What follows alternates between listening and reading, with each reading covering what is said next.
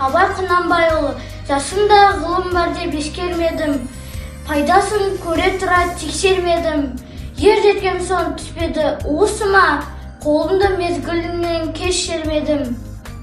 Бұл мақұрым қалмағыма кім жазалы, қолымды дөш жермесен өстермедім. Адамның бір қызығы бала деген, баланы оқытуды жек көрмедім. Баламды медресеге білдеп бердім, қызмет қылсын шен алсын деп бермедім. Өзімде басқа шауып, төшке өрледім, қазаққа қара сөзге дес бермедім.